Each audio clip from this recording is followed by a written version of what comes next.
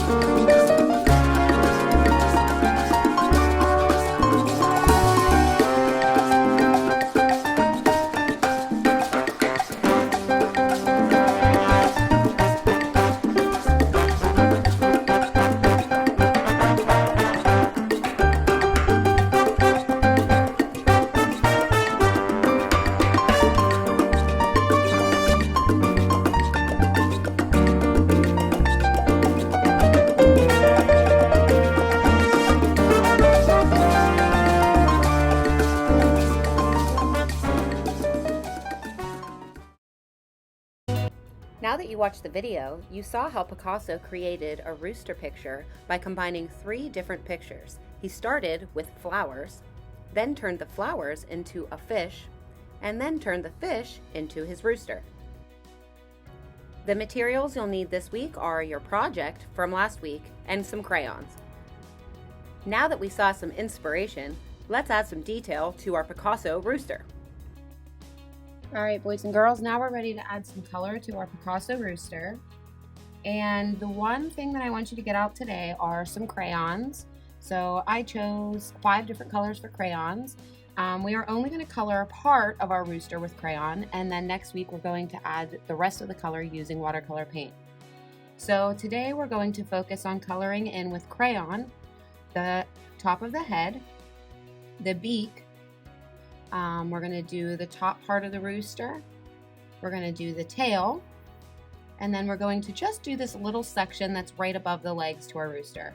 And those are going to be done with crayon. And I want you to use crayons for this part because next week when you use watercolor paints, it's not going to stick to the crayon. So that's why I'd like you to use crayon and not a marker and not a colored pencil. So go ahead and get some crayons. And then what you're going to do is we're going to color in, like I said, the head. We're going to color in this nice little fluff on the top of our rooster. Make sure that when you're coloring in with your crayon that you try your best to color in all your white spots. If you need to do more than one layer using crayon to make sure you cover all of your spots, then that's fine. Or push a little extra hard with your crayon so that it fills in all of those white spots. We don't want to see any white spots. Also, try your best to stay in the lines when you're coloring always. And when you're coloring, make sure that you layer it up. So if you do one really light layer, then just go ahead back over it with a crayon to make sure you fill in all of your white spots. You don't have to color the sections that I told you to color with crayon. You don't have to use realistic colors. Remember, Picasso liked to kind of create his own abstract ways of doing things so that he didn't always use the right colors for certain things. So if you don't want to make the beak of your rooster orange, then you don't have to.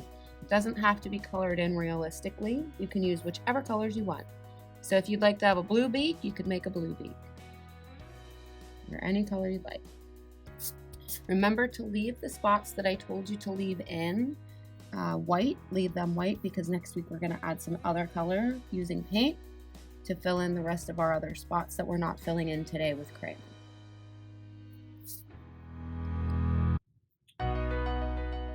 And again, we're just coloring in the head, the beak, the fluff on the top of the head, the feathers for the tail, and the top parts of our rooster leg. The rest will remain white for next week.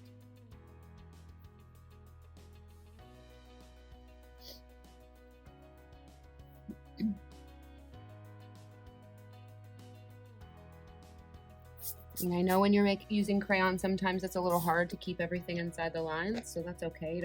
Just make sure that you just try your best. All that I care about is you trying your best, not how perfect it is.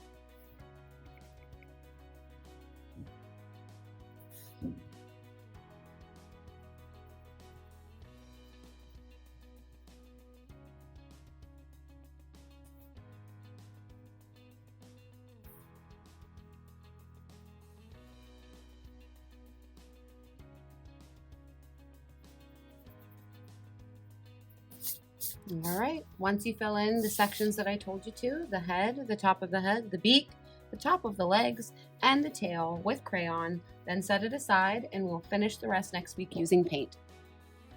Time to put your project in your art box until next week. See you next time!